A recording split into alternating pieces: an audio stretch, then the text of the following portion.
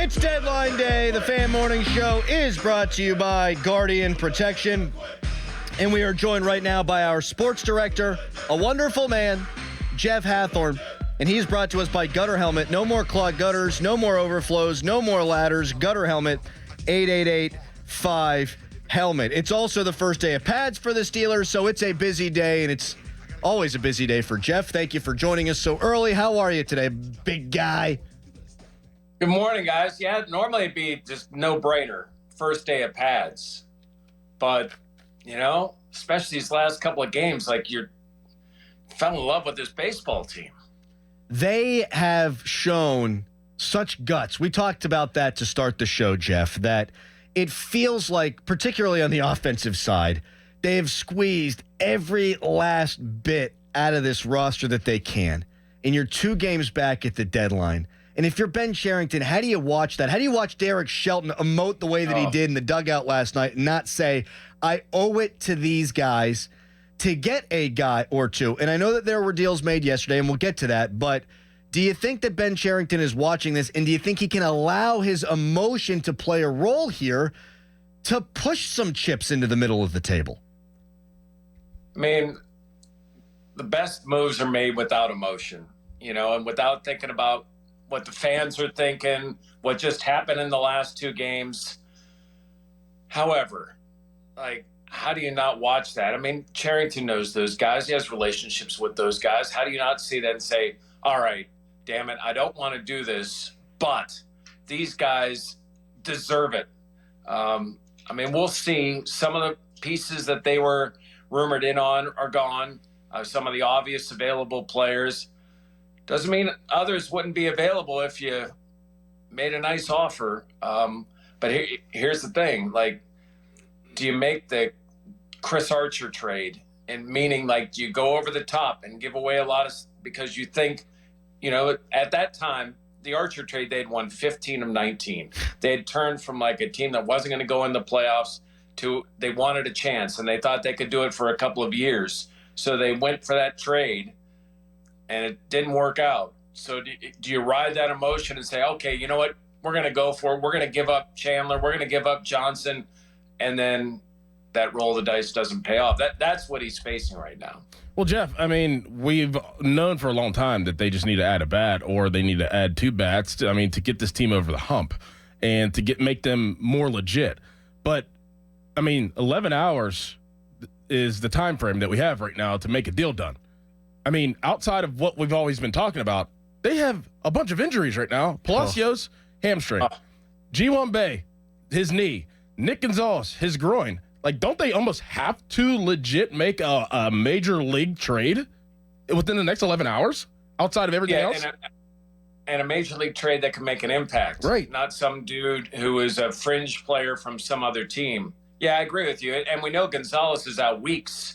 So we don't know about the other guys yet, but we do know Gonzalez is he's probably not back until September. So you need to add another bat. It's just, I know. Listen, I want to see it for these guys. I think I do believe they're trying. Sometimes you just, Adam, to your point, you just need to say it and just go, just pull the trigger and say, you got to add a bat. There are people out there. De La Cruz from the Marlins is on the table. That's a dude you could have control for with a couple of years. Love a corner bat like that.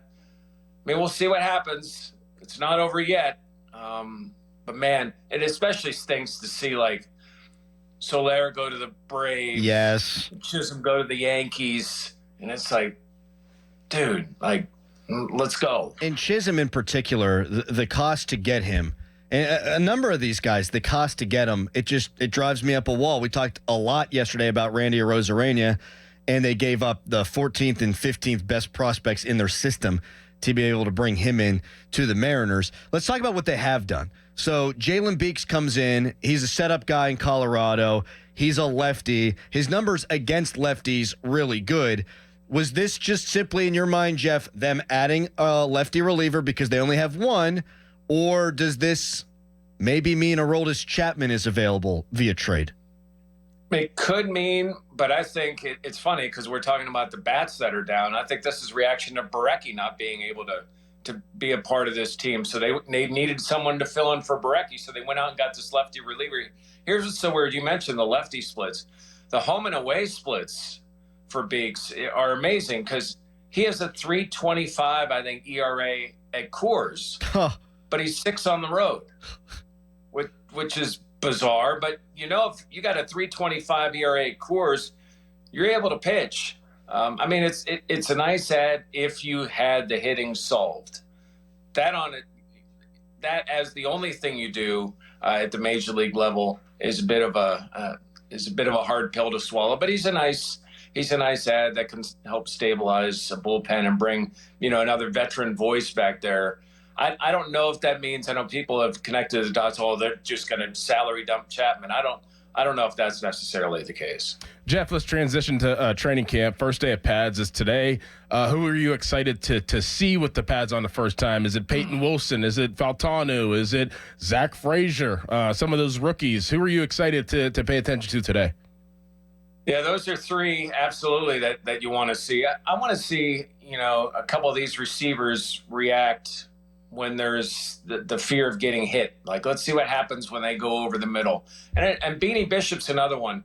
Yeah, I loved his quote the other day about saying that, man, I'm not just some tall, pretty corner. Like, I can cover and I can tackle. Well, we haven't seen him tackle yet. Like, how does he tackle some of those bigger guys? Doran, you hit on that, though. I definitely want to see these rookies. Peyton Wilson has opened some eyes. He looks like he understands what's going on defensively for the most part. What's he going to do? Like, is that speed? Is he able to cover receivers when it's real? Is he able to bring them down? Like, there's so much of it, and and he had a great line. It was like, man, this is just underwear practice. Like, that ain't football. Like, I want football. I want to show people what I can do, and let's see what he can do. Do you think they take Russell Wilson out of the bubble wrap? Is he going to be a full-go participant today? I think he'll do a couple of drills. I don't think he's going to go full, which, again, is an opportunity for Justin Fields. Like, hey, pads are on now. While you can't hit the quarterback, the scrambling's a little bit more legit because you're in full pads. But let's see what he can do. He's been inconsistent so far. I did a story on the website. I mean, the reality is the best quarterback at camp so far has been Kyle Allen, which doesn't mean that he's in the mix to be a starter. Doesn't mean he's in the backup. What it means is, at least if somebody goes down, Kyle Allen's been decent. Oh, no.